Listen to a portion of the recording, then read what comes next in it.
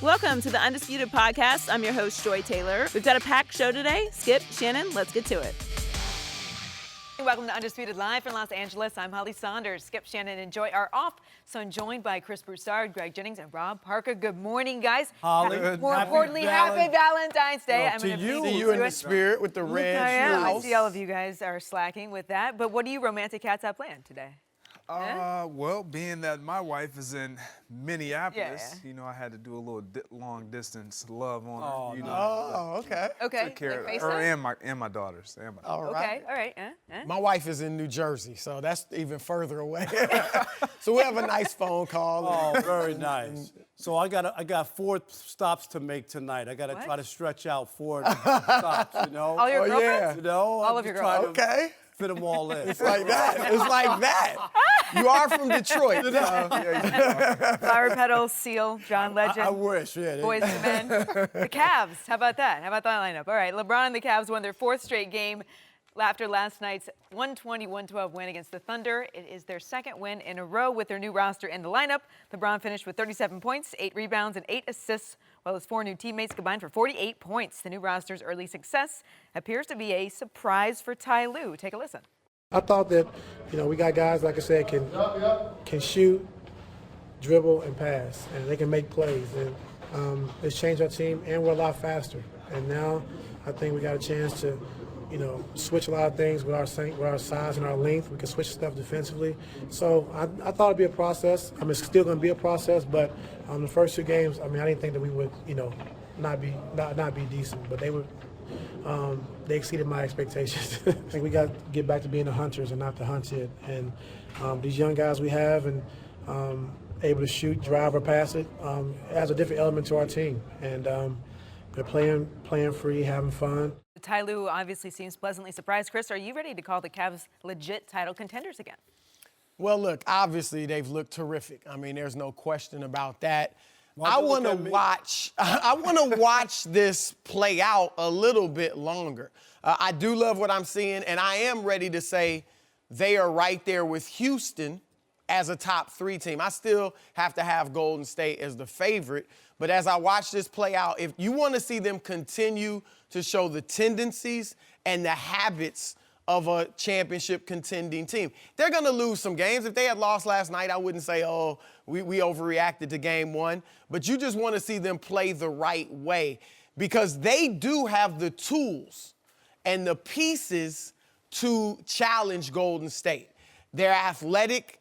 They're energetic. They have versatility. And that's one thing that stuck out to me these first 2 games against OKC and Boston. Their versatility. You saw last night they played a small lineup that was very effective. And they have several small lineups they can go to. I mean, I think they had LeBron, Jeff Green, Larry Nance, Cedi Osman, and Rodney Hood early in the game. Then they ended with a different small lineup where you had J.R. Smith in there, Jordan Clarkson was in, and he and Hood were kind of switching in and out. That's the type of lineup that can guard Golden State because if your center is Larry Nance, let's say you face Houston, he can jump with Clint Capella. Let's say you face Golden State, he can play with their bigs, or if they go small, Draymond, if he's at center or whoever it is, Nance is athletic enough, jumpy enough to do that. Other thing that stood out, their defense, the way they've been guarding the 3-point line. They have been horrific in guarding defensively, period, but especially in guarding the 3-point line. These last 2 games, they held Boston to 26% 3-point shooting, OKC to 31%. So they're getting out there, they're contesting.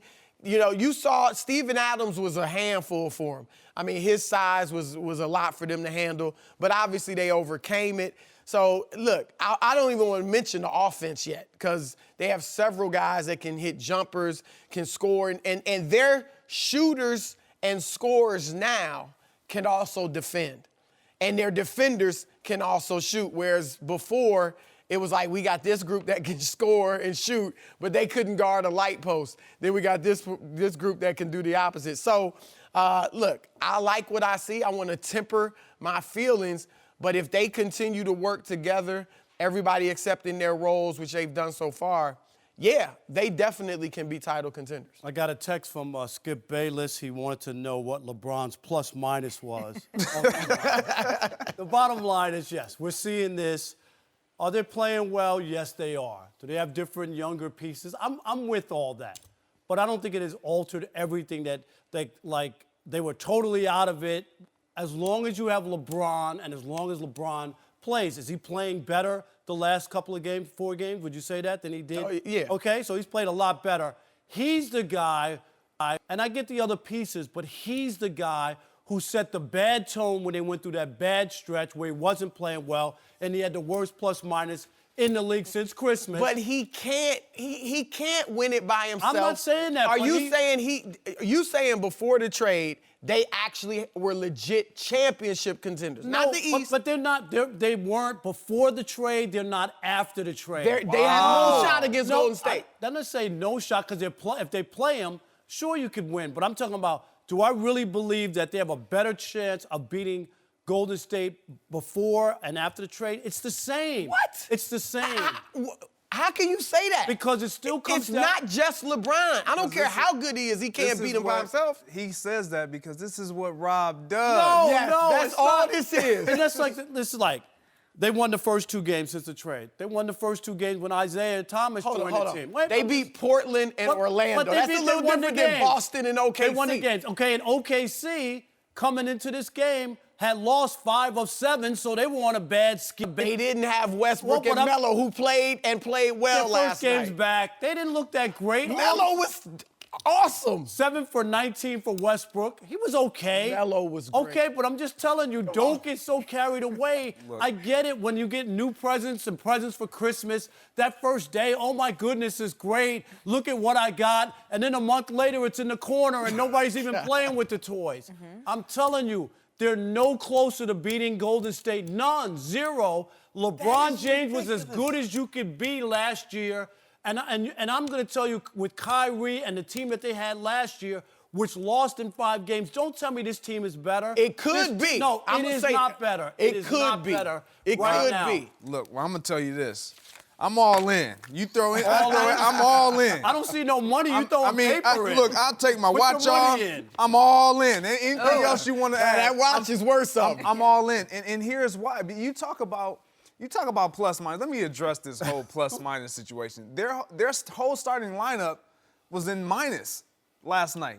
But because of their reserves coming off the bench, giving them a spark, Jordan Clarkson, Rodney Hood, these guys gave them so much energy and activity offensively, defensively. That's why they will sustain this. That's why they have an opportunity to do something special this year, and they will contend with the Golden State Warriors, because one thing we know about the Warriors, they have depth. They can go to their bench and they can continue to beat you plus minus, as you like to allude to all the time, because they have reserves that can put the ball in the goal. When I look at this Cleveland Cavaliers team, LeBron looks so much more relaxed but energetic.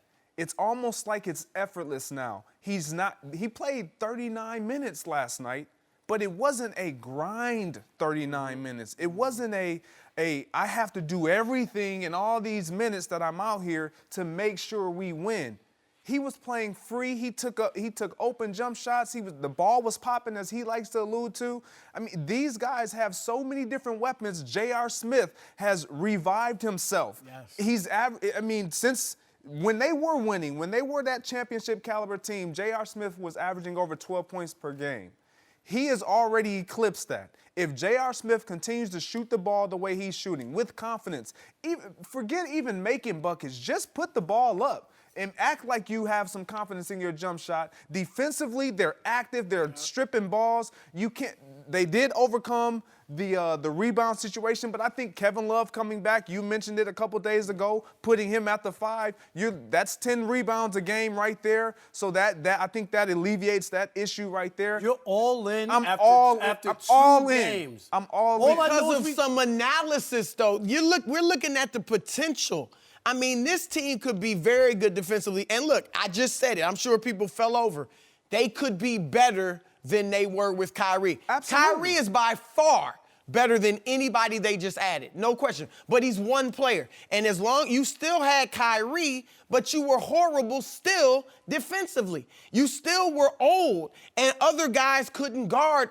Kyrie wasn't a great defender himself, but you had no good defenders. Now you actually have defenders who can match up and run with the Warriors. But this season, we saw that ragtag team that they had to dismantle put together a nice string of wins, and they were winning games. Skip sat in this chair and talked about how they weren't beating anybody, and he was But right. that's the only NBA, good team though. they That's beat the was NBA. Detroit. Right. We're not talking about the NBA. We're talking about Golden State or Houston. And I'm saying can to you beat them? And I'm saying to you that they're no better at winning a championship. They aren't. It's the same deal. The only people who can beat Golden State is Golden State. If there's some God forbid, some injury or something, or they're squabbling or some issue, they can't beat Golden State. I don't care what. Why not? Why not? Because I just don't think that they're good enough. Even with LeBron playing at his max, I don't care who you put around him. And you're talking about the bench. That's going to be the reason that they beat Golden State. Golden State's bench is a huge we part of heard Tyronn Lue It's talk about the their stars length. and Durant and those guys. I get and Curry. that, but we heard The bench Tyronn can Lue play talk great. about their length. Their ability to switch defensively, that's the key for them. If LeBron plays terribly and the bench plays great, who Well, wins? of course, but he's not going to play terribly. You're saying if we can go if on the other side, if he plays great and the bench plays great, then what? Because they can switch. They have more bodies to throw at a Draymond Green, a Kevin Durant, a Steph Curry, a Klay Thompson. They have more bodies now that they can actually put in front of these guys and match up. And then, as LeBron wanted, two-way players. Not only can they defend, but they can put the ball in the I wish they lost the bucket. first two games because I would love to see you make these same arguments. It's just They didn't. You're, I but mean, you're a prisoner of the moment. It's no, just a prisoner of the moment. You can't say 'cause they you won wish a they couple of lost games. and they won, and you want to address something if they had lost. No, 'Cause but I'm just. if two games they've is not won. enough for But me. sometimes, look, obviously there are times you can be a prisoner of the moment. There are other times you know what you're seeing. I remember, and I'm going to go back when Jason Kidd first joined the Nets, and the Nets had been terrible with Stephon Marbury, who was a great point guard at that time. They just switched in Jason Kidd. I was covering the Knicks for the New York Times. They played in the preseason. And the Nets ran the Knicks off the floor, and I'm sitting there like, the Nets are going to be really good. My mind is telling me it's just a preseason game. It doesn't matter. But what I saw basketball-wise was the speed, was Jason Kidd getting everybody involved, and I knew they're legit. I don't care if it's one preseason game. They're legit. They went to the finals. And did they win the finals? They went to the That's my finals. point. It's exactly my point. Rob, Exactly my point. That you said that there was improvement and you saw what they could do, but ultimately they were not going to be Shaq and Kobe. And this is exactly my point. They didn't have LeBron. It doesn't mean I thought LeBron and them were going to go to the finals anyway, regardless because of LeBron and because of the way the thing is set up, 4 out of 7. So whether he has the perfect supporting cast or not, coming out of the East, I still believed in LeBron that he would get them there. And I expect them to lose when they get to the finals. If you want 10 games, 20 games in, they're setting the world on fire, you want to revisit that, I'll take a look at it. But after 2 games, you guys are both premature. So, no. Because I agree with you when it comes to them getting out of the East. I agree with you there. And I still have Golden State the favorites. I think we all agree there. Yep. What are you saying? What are your odds? What are you giving them or your games? Are they getting swept? A 5-game sweep, as you like to say. There will probably be another 5 games. So you're not even willing to say they'll play Golden State tougher. You're not even willing to say that. If that's true, Rob, there's no difference in old and young, in slow and quick, in being able to shoot or not being able to shoot. That's the difference in this team. Experience or they inexperience. Still have experience. No, I mean, some of those guys haven't played in big games. I don't want to hear about Everybody experience. doesn't have to be experienced. Thank Some you. guys are because going to be younger. You have to go through the fire to gain that experience. In this season, these guys, they have lost. Larry Nance has lost. Jordan Clarkson has lost. But you have George Hill, who has won. You have LeBron, who has won. You have Kyle Culver. You have a group of guys who have won and lost. That you put those together, you have guys who know how to win, and you have guys who are hungry and want to win. Or you have the Warriors who have dominated the league the last 4 we or 5 years. we know who the and Warriors they know what are. they're doing. They've been there, done that, and they have those players. They're not going to panic or be in a situation. And you know what? This season, to me, you know, they're not as dominant as they have been. They've lost games. They've looked human. I think that's a good thing. It's a mental thing that happens when you have a 4-year run and you play a lot more games than everybody else because you're playing till mid-June every year. I get that. It's a fatigue that's normal that happens. Doesn't mean you can't rally the troops and win when it matters come playoff time. Like Greg said, we all agree that Golden State is the favorite right now. We're just saying the Cavaliers, if they continue to play as well as they have and really will improve, you would think, they've got a shot. Now, it might be a 25% shot or a 30% shot, but they've got more of a shot than they had before. I'm with you. They were going to win the East because of LeBron. But they had absolutely no chance to beat a healthy Golden State team. But that group, you don't know in time, and I'm not saying the trades have been made, I get all that. Those guys, that experience, Dwayne Wade, people have been there, done that. You can't tell me that at some point that thing wasn't going to get better because a lot of it had to do with effort. It's not that those guys can't play, Chris. That's why they would've were got not them out going of to the It had to do with effort. Would you agree with that? Well, that would have got him out of the East, but at some point, I'm not quick enough to guard, and that's a going player. to bite you. The fact that they feel so entitled to where they don't have to give effort. Let's look at the transition points from when they had these guys to the team that they've collaborated with now. I mean, it's a huge difference, and it has nothing to do with talent. Effort.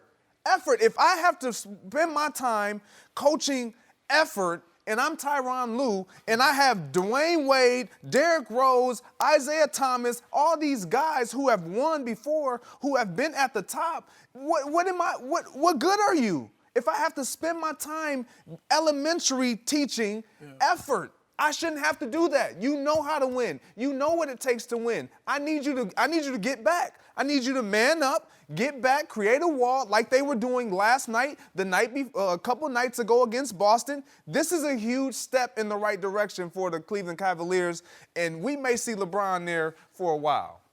Look, effort is help huge. him out. Help him out. You with him? Listen, I'm just trying to get him through Valentine's Day. That's So he's not lonely, whatever the 4 stops he's got to make. I don't know what kind of freaky stuff he's got going on, but I didn't tell you the wanna deal 4 with stops were fast food restaurants. McDonald's.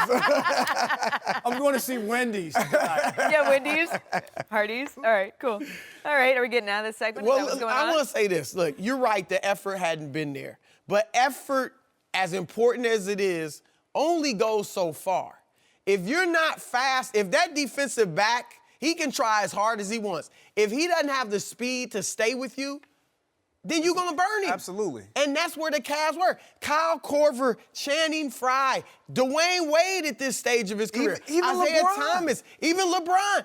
They can put forth all the effort they want. They could not stick with Golden State when they're moving the ball, moving bodies and things like that. Now, Rodney Hood, Jordan Clarkson, Larry Nance Jr., when they put forth the effort and they're hungry, then they can stick with Golden State. And that's the part I really think you're missing. When you're in a locker room and you have a group of guys who you've won with, and you start to notice, and you're the guy, and you start to notice, man, I'm the only one that seems like I'm not getting complacent. Yeah, I'm taking a step back because I'm irritated with what's going on around me, so it's affecting my play. And I shouldn't let that happen. But not when you're the big dog. You're correct. But it did. But when I bring on guys who are now hungry, younger, but they understand and they are willing to take my tutelage from what I've already experienced. They're not going to buck at me now. They're going to listen. I'm not going to have guys not willing to play their role. That is what's most important. And I think that's when you have that in the locker room, guys who just know your role, do your job and you do it effectively, you're on to something special. And I think LeBron knows that, which is why he made the comments to J.R. Smith and Tristan Thompson on that plane, like, we got a squad now. We got a, He thought he had a squad before the season. He helped put it together. I mean, we did too. That's true. We did too. He was wrong. Guys. He was wrong. Okay, but I don't know that he's wrong now. Okay, I just don't. The excitement that you level is shocking to me after 2 games. That's all I'm saying. I think is that I can't buy into your enthusiasm. I think you're just more disappointed that they hadn't lost these games, so I'm not you can make your point more valid. It doesn't matter to me. You know, I don't I care think whether they Skip win or Bayless is in there. No. Movie recently It was just a where text. you could No, change no. Not at all. Jack in the Box, face Jack off in or the Box, whatever. Taco Bell, all Parties, this different exactly. stuff. Very romantic. All right. Plus, minus. You're still That's on all that. you got. That's Plus what I got. Rob's taking all the heat early today. No mercy. Hey everybody, Joy Taylor here. Thank you for listening to the Undisputed podcast. But I wanted to tell you about another podcast at Fox Sports that we are really excited about, and that's Alexi Lalas's State of the Union podcast. That's right, U.S. soccer legend Alexi Lalas will be partnering with Fox soccer guru and researcher extraordinaire David Mossy to review the top storylines in soccer across the globe. Each week, Alexi will give his State of the Union on American soccer as it rebuilds for the future. So go subscribe right now and listen for free on Apple Podcasts or wherever you get your podcasts. Now back to the show. No mercy. LeBron and the Cavs are rolling again. They won their 4th straight game last night and 2nd in a row with their new look roster. LeBron finished with 37 points, 8 rebounds, and 8 assists, while his 4 new teammates combined for 48 points. After the game, LeBron credited the recent moves by GM Kobe Altman, and he and Ty Lue both seemed thrilled with the new additions. Take a listen. It just wasn't working out for us, and he felt like, obviously you guys saw his quotes, and he made the changes that he felt that best fits our team. And then it's on me to make sure the new guys that come in, that I make sure that they fit in and make it as seamless as possible. And, that's my job. This is the 3rd game in a row my voice is gone. So I'm just trying to have the communication at an all-time high for us, for the new guys, and for the rest of the guys here as well. I thought it'd be a process. I mean, it's still going to be a process, but the first 2 games, I mean, I didn't think that we would, not be decent, but they were. They exceeded my expectations. I think we got to get back to being the hunters and not the hunted. And these young guys we have, and able to shoot, drive, or pass it, adds a different element to our team. And they're playing free, having fun. Greg, I feel like I ask you this every single day, but I have to ask you again. Are you more convinced now that LeBron will stay in Cleveland after hearing all this? Yes, I am. Are you? I've had to change my answer because a couple days ago I was saying, I think he still might. I'm convinced that LeBron will stay in Cleveland now. Off of 2 games? Come on, Greg. Off of 2 games and off of what he has acquired in in these trades. When you think about what he's playing with, the youth, the ability for these guys to create for themselves and make the game easier for LeBron, if he needed it to even be easier for him. Their ability to shoot, defend, all the things that he needs to make sure that he can sustain himself throughout the course of a regular season and then have a push in the playoffs. I think the number one thing that stands out to me is when you look at the teams that LeBron has been successful with in years past, he's needed himself. He's needed to be a volume scorer. Dwayne Wade has needed to be a volume scorer. Chris Bosh has potentially needed to be a volume scorer. Kyrie Irving has needed to be. Now, you don't have that volume. You don't need the volume scoring from 1 or 2 guys because all you need is your Rodney Hoods to get you that 14, your Jordan Clarkson to get you that 13, your J.R. Smiths to get you that 15. You can spread it, Kevin Love to just do what he does.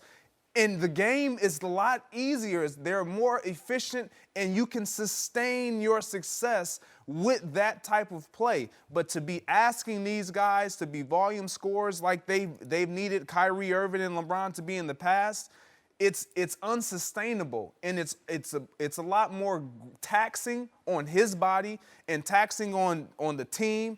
And I just think with the youth that they've added, the energy, the fun that they're having, You see Jordan Clarkson making threes and LeBron doing the celebration. They're having fun. He's enjoying it. Number one, because he gets to pat himself on the back. He's losing his voice because he's running the show. It's the LeBron show. It really is. And I just think that there's no other option that he can go to. We talk about the Lakers. He's not going to run the show in L.A. He's not going to run the show in L.A. There's no other team. Even if you mentioned the Sixers, he wouldn't run the show in Philadelphia. You have all access to everything right now in Cleveland from top to bottom to be able to decide who your head coach is, to be able to decide who comes in here and plays with you, who doesn't, who leaves. I don't think he has that ability and that leverage anywhere else other than Cleveland. And he has the youth with him now that he's happy with, guys that can shoot and play on both sides of the ball.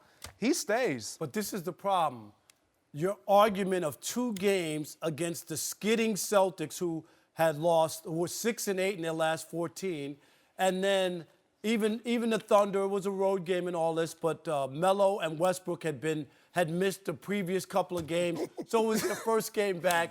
So you're going to make this whole big LeBron's going to change his world because they beat up a skidding Celtics team and a rusty getting back together Thunder team. Why are you even mentioning the Celtics team? Well, because you thought the Cavs were going to beat them anyway. Right, but I'm just saying. So but what are we even talking about? It's 2 wins over that. Now LeBron's going to sign on the dotted line. Where's the contract, Dan Gilbert? Where's the contract? Were they not? It's a done were they deal? not 2 Because they got wins? Jordan Clarkson now. Oh my God, I gotta stay here. I gotta sign up. Come on now. I just think it's premature. The reason that LeBron would stay has nothing to do with those 4 guys. Maybe those 4 guys in a top draft pick or somebody special that he thinks maybe might help his decision. But his decision is more going to be, Greg, that there isn't many places for him to go. You know what I mean? It's a limited number of places. There might be 2 or 3 teams that LeBron realistically could go and try to win a championship and stay relevant. But the reason why he would stay is because he would believe that these group of guys that we have now acquired and constructed our team with, I can win long term with these guys. Or it's I can win because I'm in the very weak East, and with these call guys, it what you I'm want. just saying. And when you look at the other places, what was the other one? Maybe Houston. He looks at the Lakers. Houston, the Lakers aren't ready to win. They don't have the formula that he's going to want to jump in here now, unless there's some other big star that's going with them, and there's some other trade. I don't think it would have to be by something himself. like that. Look, I'm not convinced. I mean, there's a lot that has to happen before LeBron James makes his decision. I'm thinking at this point, he doesn't know what he's going to do. What I would say is if they go to the finals and push Golden State, say they lose in a really tough, competitive 6 games, then I think he should lose. Well, no, I mean, if they win, then you would assume, yeah, he stays. But I'm saying if they go to the finals and get waxed again, like losing 4 or a 5-game sweep, then I think there's a good chance he might leave. But if they go there and they're competitive, I think he should stay. Here's the thing. LeBron, we know, is very concerned about legacy. He has said, I'm chasing that ghost in Chicago. I said when they lost last year, that chase is over. He's second best, but he's not going to be Jordan. I always felt like LeBron sold himself short when he went to Miami because I watched those teams closely. I covered a lot of their games in person. Those teams that won 66 and 61 games in 2009 and 2010, I think they could have won a championship. And LeBron just wasn't ready mentally to carry a team to a title and by himself. And I also think he was afraid, too. He didn't want to be this great player who never won. Yeah, and he absolutely. But now he's ready. He's learned how to win. He's led teams to 3 championships. He has that monkey off his back of, is he ever going to win? Absolutely. And if you want to, again, make it a serious discussion about you and Jordan, then win with this cast. And you get a top pick in the draft. Win with a group like this. That if you beat this Golden State team that people think is an all-time great team, either this year or next year, with this crew in Cleveland, now people will begin maybe to pick up that conversation and debate again. You go to Houston and you win it with James Harden and Chris Paul. It's nice. Nobody's going to take anything away from you, but that's not as impressive as if you can do it with this group, which is no other stars other than Kevin Love, who's a star but not a superstar. So I think that would really be a feather in LeBron's cap if he could lead a team like this to a championship over this star-studded Golden State Warriors team. So that's a reason for him to stay, too. Look, he's beaten this Golden State Warriors team in the finals. He always had a part of every championship's been a part of a big three. And I'm not taking away from that, but I'm saying this to win without a big three in the big three era would be even more impressive. And that's why I think that he would stay, because you're not asking him or a Kyrie type player to be a volume scorer. You look at OKC. In order for them to do what they need to do, they need their big three to be volume scorers. You look at the Houston Rockets. They don't necessarily need volume. They're going to get evenly averaged out scoring from their starters and their bench. That's who the Cavs are now. They don't need volume scoring. When they won against the Golden State Warriors, LeBron in the Cavs, Kyrie did hit several big shots, but LeBron was unbelievable in that entire series, and so was Kyrie. If they didn't play outside of their line, then I don't know if they even win. But right now, LeBron doesn't have to play. LeBron does. No. For them to beat Golden State, he does not have to play out of his mind. To beat Golden State. No. He has to just do what he has been doing. This is who he is. But he's going to need, you're right, he's going to give them 37. Yeah, that's what he's going to do. But there's going to be a night or two, if you're going to beat the Warriors, where he's going to have to be super special, 30-point triple-double, 40 points, something like that. Any player has had to do that. I mean, even Golden State. Kevin Durant has had to do it. Stephen Curry, he's had to do. I mean, Jordan had to do it. But this is the issue with LeBron, and he faces a tough road. Excuse me, as he looks at his legacy, because if he leaves again and goes somewhere else, people say he's a carpetbagger. You know, he's the Christopher Columbus of the NBA. You know, that all he does is travel and move on. You had to explain that one. What? I was waiting on that. Travel, you know, Christopher Columbus. He sailed the ocean blue. I thought looking in for a new world. In the break, didn't we tell you to get rid of all these? Carpetbagger, just going town to town. Like a nomad? Yeah, nomad. I feel like I'm in social studies class. I don't. All right, there'll be an exam after a pop quiz. Okay, all right. But I'm just saying that if he goes somewhere and he doesn't win, it's going to look bad. Better to, if you're not going to win it again, better to stay in Cleveland. Where you I agree won. with That's that. all I'm saying. You go somewhere else and you lose, it looks bad. You totally redeemed yourself. Thank you. No mercy.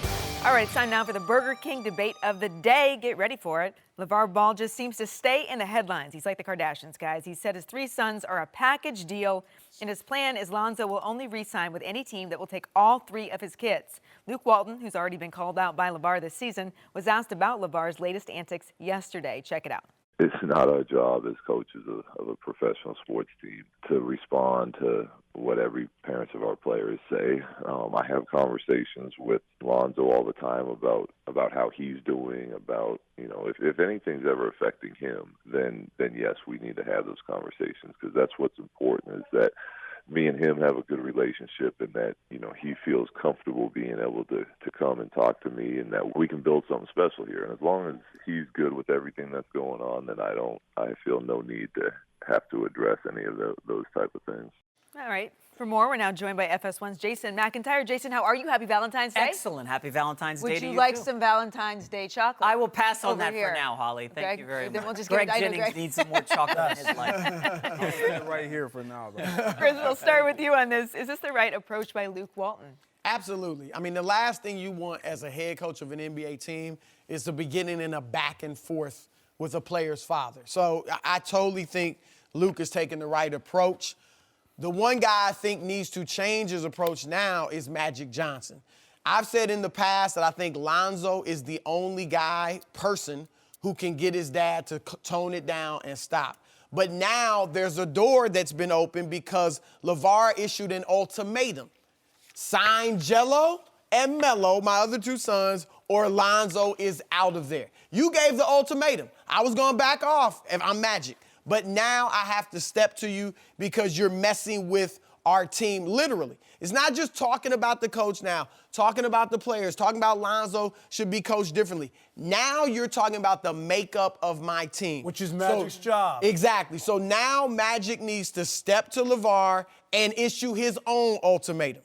If you give me another comment, you make another comment about the Lakers that's controversial, then I'm trading your son.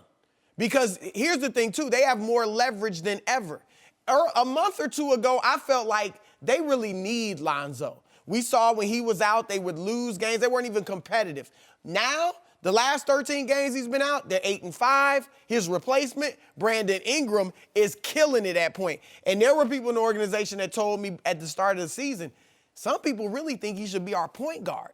He's averaged 20 points, 6 assists, 56% shooting, 67% shooting from three. Obviously, that wouldn't continue.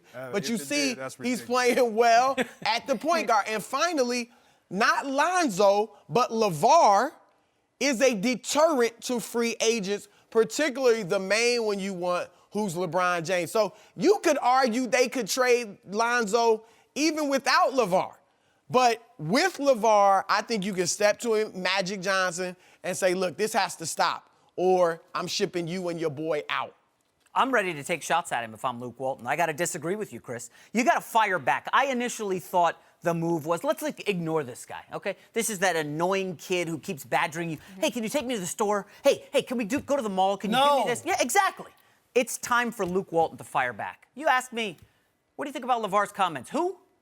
Is he in the league? Is he a general manager? I don't know who that is. Completely put him in his place. You got somebody lobbing grenades at your organization from Lithuania.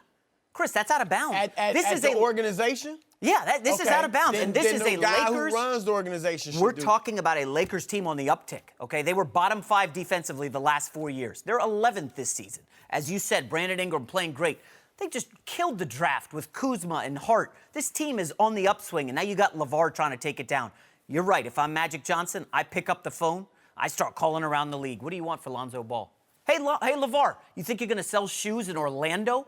You think you're going to pump up the big baller brand in Milwaukee? Good luck with that. We don't need your problems. We want Paul George and LeBron. We want to go after Jimmy Butler, Kawhi Leonard. We want big stars. We don't need headaches. I like it. No, I agree with that, but I don't think that pushing back at LaVar for Luke to get involved, not in this world, not with Twitter and Instagram and all that. That's a bad look. Yeah. It'll make him look bad. You don't need to get involved in a street fight. Be above that and just say, I'm not going to entertain another guy's father or parent. Yeah. That's not what I'm here. I'm a coach. I'm worried about what he said was exactly right.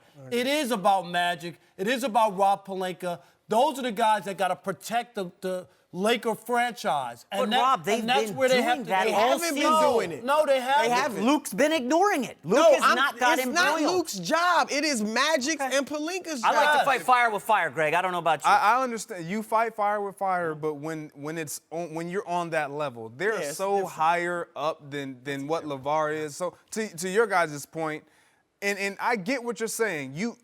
I guarantee Luke Walton wants to say something.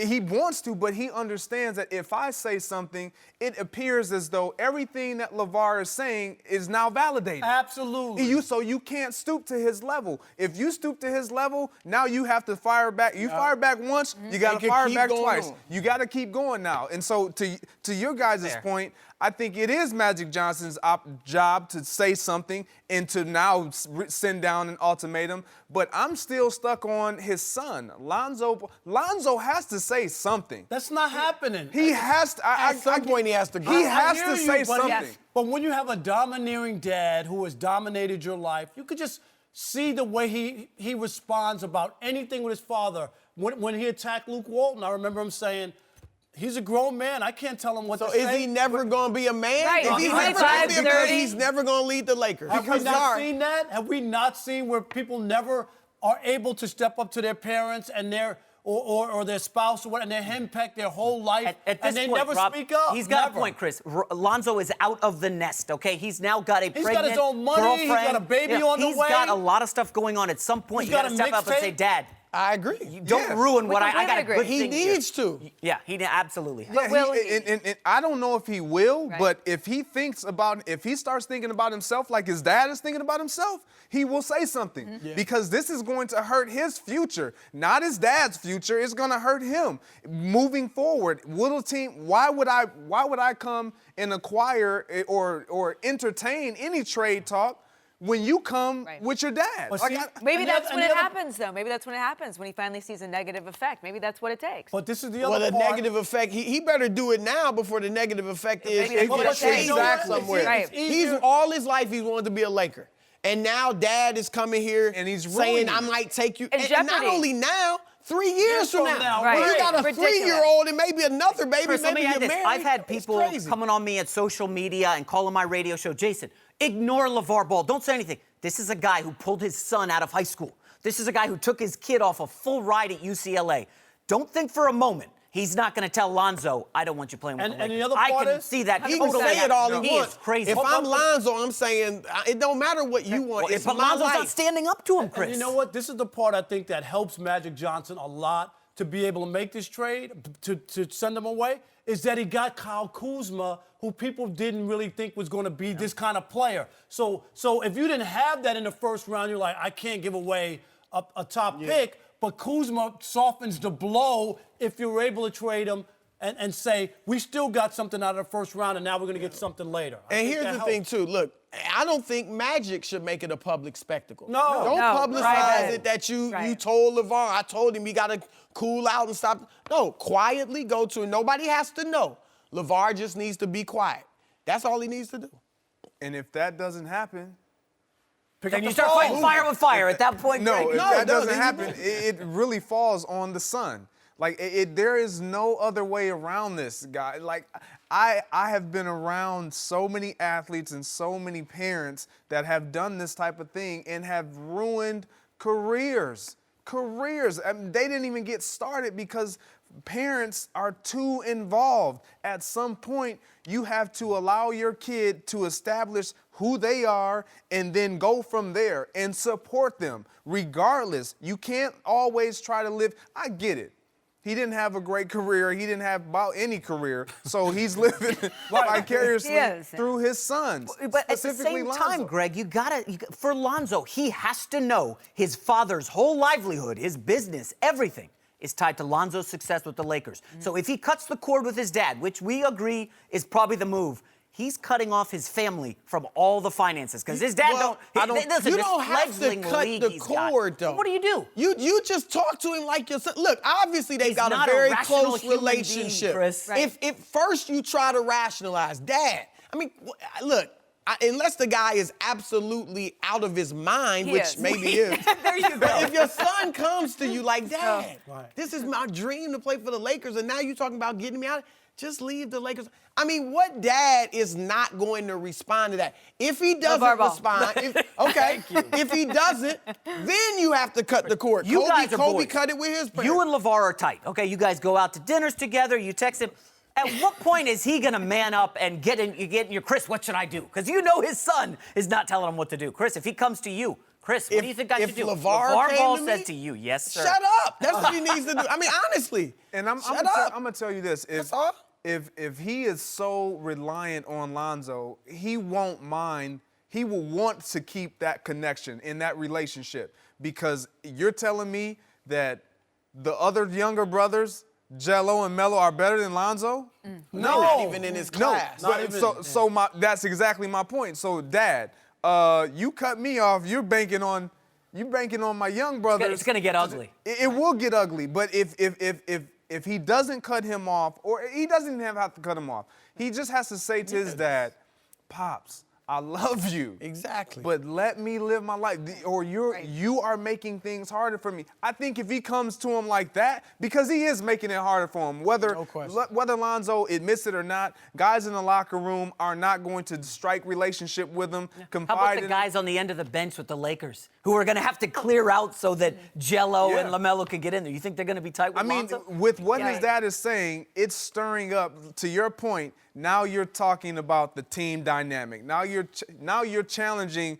me as a operations guy, upper management, who runs this team. You're telling me what I have to do and what you think you're going to do. You're telling me you have more power than I do now. And 3 years from now. Yeah. That's the other part. That's the most ridiculous part. Okay, so you guys think that, or some of you think, Greg, you think that if Lonzo talked to his dad, he stepped to him and he was like, you know what, Lakers really make me happy. You don't think that LaVar's going to come back to him with 10 reasons why, son, you should listen to me. Son, you should really listen to me. I do. I think he's going to come back with every possible reason because he's that type of dad. He's going to have something to say in a response and a rebuttal for anything anyone says. So you can't, to that point, you can't fight fire with fire if you're Luke Walton.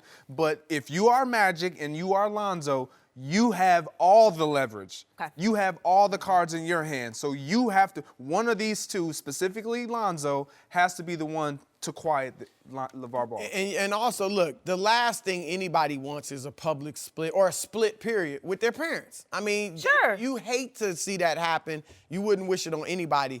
But if it came to that, if after Lonzo stepped to him affectionately and, Dad, come on, please, they had to split because LaVar just wasn't having it, there would be such a public support for Lonzo. Sure. I mean, people all over the league, players, no doubt about it, fans. I mean, he would get so much support and love publicly that would soften the blow of you losing your relationship, hopefully temporarily, with your dad. Right. So he's going to have to do it, too. It's Lonzo and Magic. LaVar is more than fire. You say fight fire with fire. Like, what is more than fire? What's worse than fire, Rob? I know you've got something. I wish I had something for Come that. on, avalanche, tsunami, or what? That's not bad. Tsunami, Chris. Very good. It's rubbing off, BB. Yes, Oh, God. the professor. You taught me. No mercy. Steve Kerr is facing criticism for letting some of his players draw up plays during timeouts. In Monday's blowout win against the Suns after the game, Kerr said it felt like the right thing to do since he thought the team hadn't been focused recently. Yesterday, Kerr fired back at his critics. Check it out.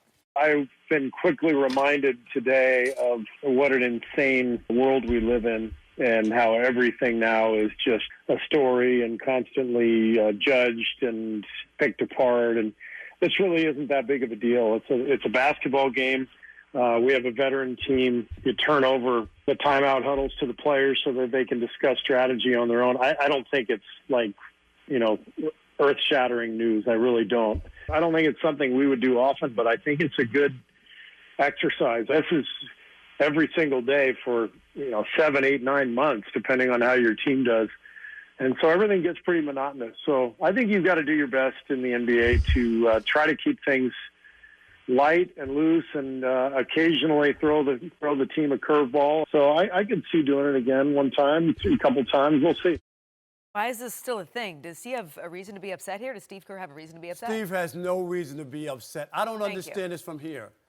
Steve, if it wasn't a big deal and it didn't mean anything, why did you run to the Phoenix Suns coach to basically apologize or say, don't take this the wrong way? Because he knew that people could take it the wrong way. If this was okay and par for the course, he would have just gone to his locker room and nobody would have asked him a question about it, and it would have been nothing. Right. It was something. Steve knew it was something at the time he did it. You don't feel a need to explain yourself unless you're guilty. Yes. What do guilty people do? He's not guilty Yes, he of is. anything. Chris. This is professional Chris. basketball. Why did he go to the Suns coach? Because he knows Jay. You always talk to the coach after the You're game. a reporter. Why did they ask him about it? If he had coached, people were tweeting already. So some people feel it was a problem.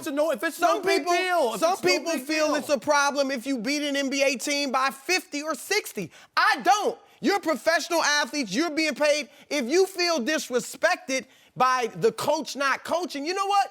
beat them. If beat the team. If you can't beat them without the coach, then you don't have a word to say. No, Steve Kerr knew that it looked funny. It wasn't right. You don't want to rub it in other people's faces. He didn't rub it. Or act as if they don't count. They don't even count. Hold on, they being paid millions of dollars. Steve Kerr's paid millions of dollars to coach. And then he's taking plays off? This was a coaching move. How many, I can count, there are a handful of coaches in NBA history who know what it's like to try to get a team to a 4th straight finals. Most of these coaches have no idea. So let them come up. Is it? You have to come up with strategies to keep things fresh because the regular season is meaningless. These games don't matter to Golden State. So you have to do something to keep it fresh, get them energized, get them to have fun with it. That's what he did. They're playing Phoenix. Phoenix loses by 40 points every night. That doesn't mean that So he said, let me get Andre Iguodala involved. Let me get Draymond into this. Let me have some fun. That's what happened. What about the people who bought tickets to see Steve Kerr coach? Oh, yeah. Really? That feels like they got cheated. Please. Steve Kerr has every right to be upset.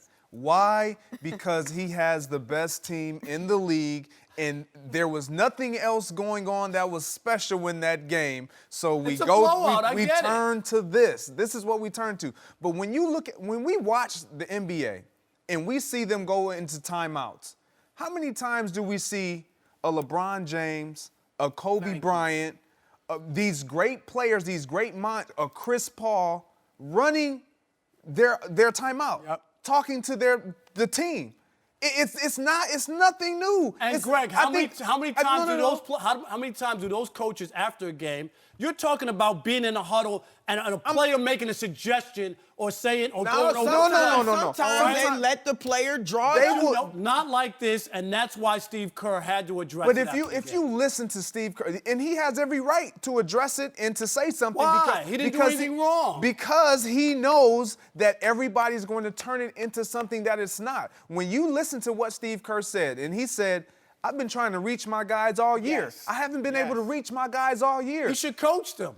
This was a move. Understand this, Rob. move. When you've been in a locker room and you're listening to a coach who you've had success with, you start to turn a deaf ear. I don't care who you are. You start to think your stuff doesn't stink and we'll figure it out on our own. You have to be creative and innovative, and you have to evolve. And if your players aren't listening to you, find somebody that they will listen to. Every coach has pulled in a player that has a voice in the locker room and said, I need you to address the team, because they are not adhering to my points that I'm trying to get across. And so with that, I think Draymond wasn't even dressed. To keep him engaged, these guys respond to Draymond Green.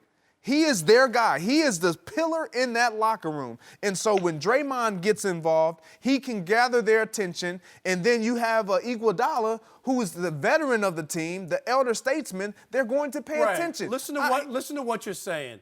You mean to tell me Draymond Green drawing up a play in a 40-point blowout is going to get these guys? Well, it wasn't a 40-point blowout all night. No, they let him Oh, to a yeah, 40-point Draymond blowout. drew up a plan that's going to make us win the championship. No, you're missing the point. You're missing the point. It's comical. Let's what is wrong with it? Tell me what is wrong with it. Because it's a diss to the game. How? They used to have player coaches in the NBA. Yeah, but we don't have that anymore. Rob. All I'm saying is this game is a blowout. It's so boring. There's nothing here. Hey, Draymond, here's the board. Have fun. They were doing it before it became a blowout, Rob. They were doing it before it was out of hand. I want to see Steve Kerr, when his team is down by 20 in the NBA Finals, give the board to Draymond and say, draw up a play and get us involved so we can come back and win the championship. It'll never happen, Chris. Would he do it in the playoffs? Steve Kerr. Would he do it in the playoffs as a motivational tool? No, because in the playoffs, the players are motivated. You don't need to give them motivation in the playoffs. This was playtime. This is all it was. He needed to motivate his squad. What you see as playtime, they understand that we're going to need these guys. If we're going to do something special, we talk about them going back to back finals appearances. If they're going to do this again, they're going to need these guys that are playing in playtime or garbage time, if you will, to take advantage of the moment. The only way they really take advantage of the moment is if they can stay locked in and the guys around them who have acquired this lead stays locked in as well. That's what Steve Kerr was doing. However we want to spin it and say, oh, he was making a joke of it or he was having fun with it, whatever you want to say, he has every right to be upset because he's the head coach and he chooses how he wants to coach his team. If this was cool and this is what to be expected and this is something that he did, Steve Kerr would not have gone to the Suns coach.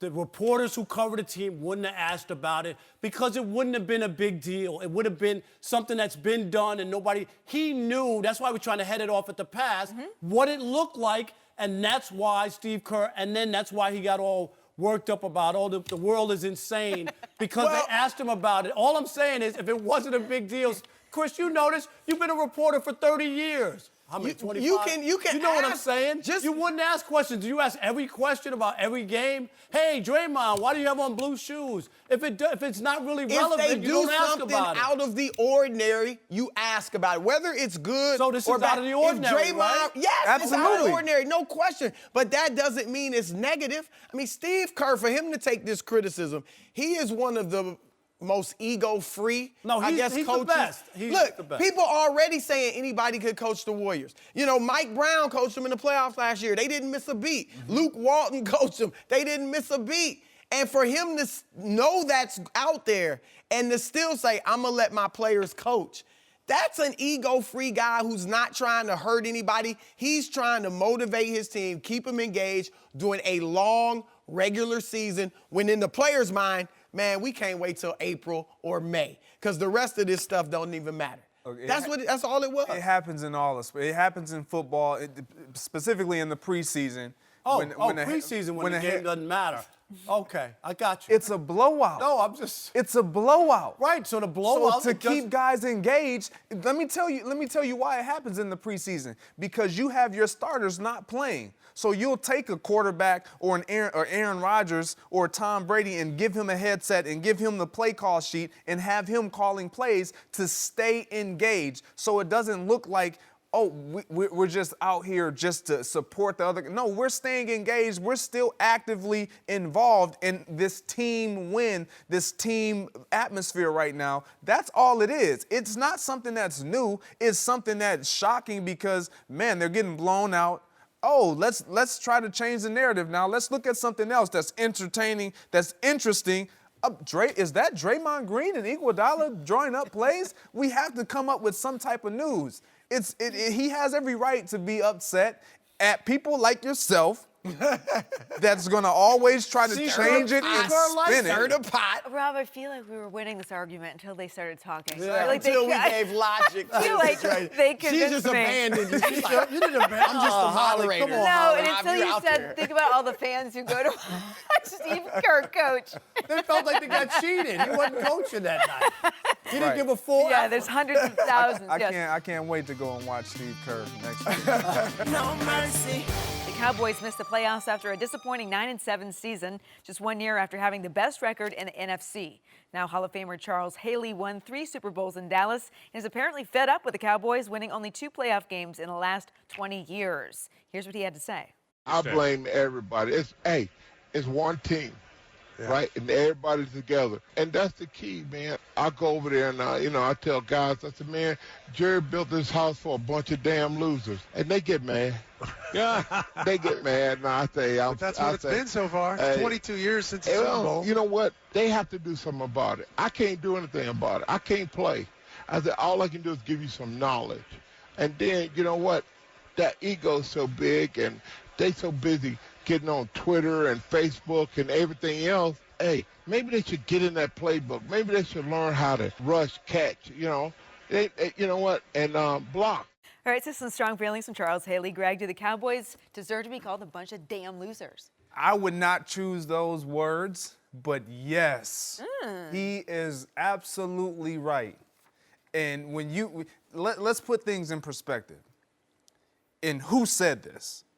We're talking about a 5-time Super Bowl champ, 5-time Pro Bowler, 2-time first-team All-Pro, two-time NFC Defensive Player of the Year, a guy who's won with multiple teams. He's been in multiple locker rooms, so he knows and understands winning and culture. When you go and look at these Dallas Cowboys, who have not, he said it, haven't won a playoff game or have only won 2 playoff games in the last 20 years, haven't been past the divisional round. They haven't made it back to the NFC Championship game since the guy who we were just listening to, Charles Haley, was in a Dallas Cowboy uniform. We hear Michael Irvin, who praised the Dallas. He will not say anything bad, and I love Playmaker. I loved him when he played. I love what he does now. But somebody has to be willing to challenge these men who's been in that culture, who understands the winning ways. When Charles Haley was there, Jimmy Johnson was in control. When Jimmy Johnson got pushed out pretty much by Jerry Jones, that's when things went to shambles. And so when you look at that, Jerry Jones, he said one team, he said one team. Like that, you win with one team, you lose with one team. So everybody is to blame. I agree 100%. Not only are the players to blame, but Jerry Jones is definitely to hold some of this blame. But more than even Jerry Jones, the players are the ones that go out on the field. And to his point, these Dallas Cowboys defensively have struggled. They were better this year, 8th overall, but in years prior, they've struggled. And offensively, they've been kind of a bit of a roller coaster, hanging their hat on the running game. They've had playmakers. We say Dez Bryant was one of the guys that he was having a great career up until the last couple seasons. Tony Romo never could get it done. Dak Prescott had a great first year. There was no film on him, so it was like, oh my gosh, this guy is everything. This is our future. This is our franchise. And I'm not saying that he's not, but they don't understand winning culture. And until they win when it counts, yeah, they are losers. And I don't think that they would say that, but they believe that when you don't win, and the end goal, the bar is already set. The precedent has been set. We're talking about America's team, the Dallas Cowboys, Super Bowl or bust. When you look at the talent that they had last year, the year before, going 13-3, I think Charles Haley was dead on. Again, was he harsh? Absolutely, but sometimes you have to be harsh to get your point across. And the truth hurts. But to go 13-3 and then to go 9-7 and not even make it to the playoffs, that's not just on coaching. That's not on Jerry Jones. That's on my personnel who I have on the football field who don't know how to get it done, who can't overcome adversities. You're going to have adversities. You're going to have injuries. You're going to have players not being able to play. You're going to have to find ways to win football games. And the Dallas Cowboys, America's team, they haven't done it. So, again, would I have said it that way? Probably not. But Emmitt Smith is not saying it. And he's around their culture all the time. Michael Irvin isn't saying it, and he's around there all the time. Somebody had to say something, and I think Charles Haley just did it for us. Look, one of their coaches not recently, but past, Bill Parcells, he said, you are what your record says you are. And their record, as you said, 2 playoff wins in 20 years. We are in an NFL where every year some new team pops up. Who would have thought Jacksonville would have had a shot at getting to the Super Bowl? Who would have thought the Rams had a chance to get to the Super Bowl, even a chance to make the playoffs?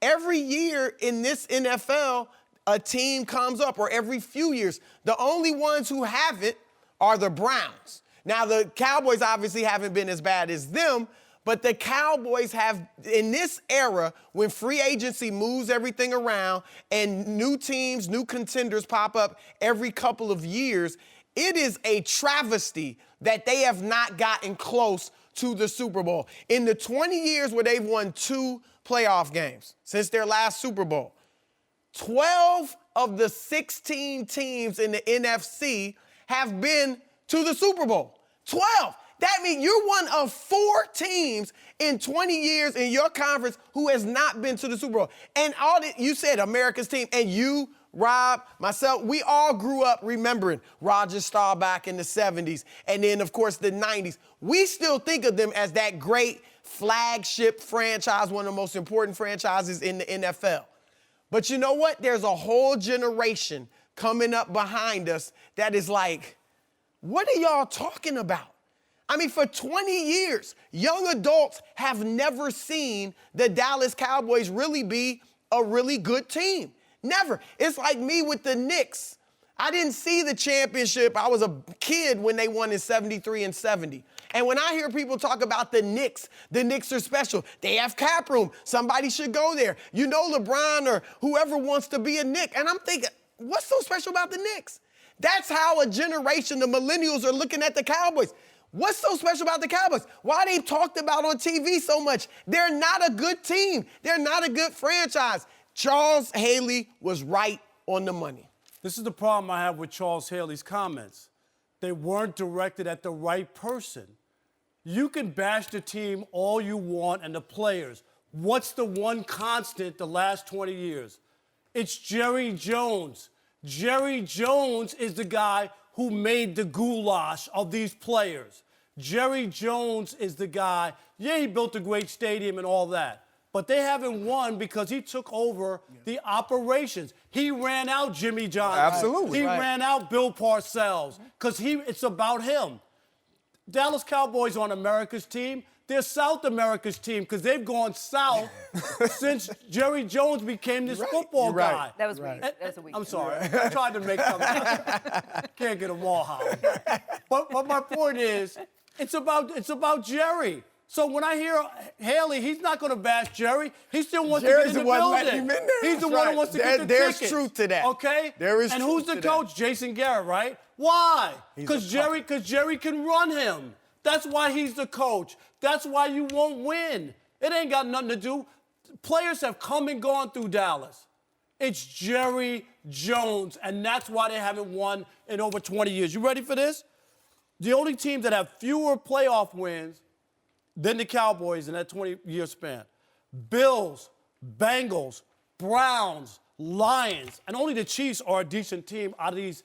They're in the bottom rung of teams in the NFL. How could they be mentioned, the Cowboys, with the Browns, the Lions, the Bengals, and the Bills?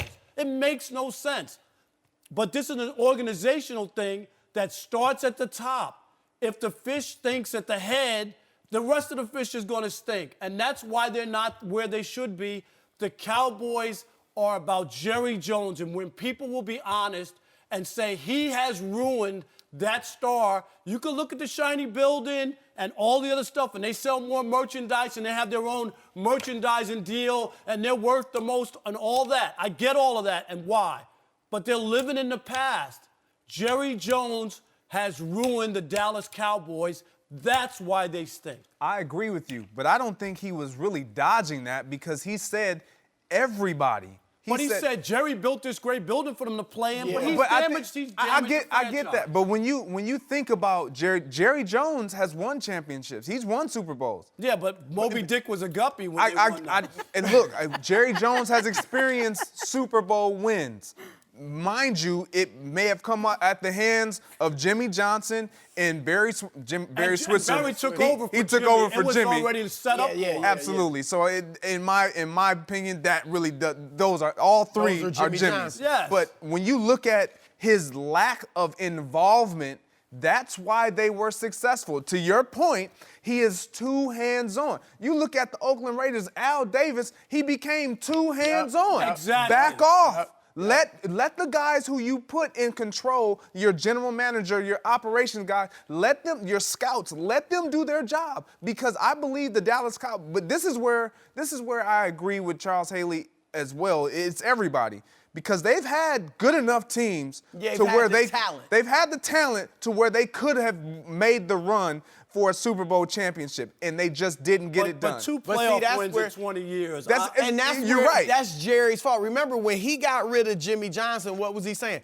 We had so much talent, 500 coaches could have coached that team. And Switzer proved them right to one year. And then after that. But yeah, Jerry, look, you're absolutely right. And I do think Charles Haley dodged it because he still wants that access. It's not all on the players. It's on them to some degree because obviously they're playing, but they have had the talent. It is that culture. And you mentioned the football people. Who's the president? His son, Stephen Jones. You mentioned the coach, Jason Garrett. He had Bill Parcells, but he wanted too much control. Jimmy Johnson, he ran out because Johnson was getting the credit. Right. Johnson was the one that really was the mastermind behind the Herschel Walker trade that put them to a Super Bowl level. And Jerry didn't want to do it. And people knew that. And he hated that he wasn't getting the credit. So, look, his ego, I love his passion. I know he really wants to win, but his ego is in the way. He doesn't want to win if he doesn't get the credit. And the Dallas Cowboys won't win another championship as long as they're run like a mom and pop store. And that's what you have with Jerry Jones. The whole family, everybody got their hands in it. Get football people in there who really know what they're doing. And that's what you're talking about, the Herschel Walker trade. And the same thing when Bill Parcells was there. These are football guys. And when Al Davis got crazy and whatnot, how long did they go without winning? Moby Dick was a guppy. There you go. That was a long time ago. Where does he come up with that? I think he has a book of metaphors, bad similes, metaphor. whatever. Did anybody purchase that? No, when you're a professor at USC. Oh, I'm sorry. I was giving you a segue to let everybody know that you are very. So who will the Dallas Cowboys be this year? Will they make that resurgence? Will they come back?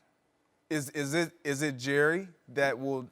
They'll be a good team. They might make the playoffs, but they won't win. They won't get to the Super Bowl. No, there's other teams in the way. I think they'll be a good team. No mercy. Thanks for listening to the Undisputed Podcast. I'm Joy Taylor. We're back again tomorrow morning at 9:30 Eastern. We'll see you then.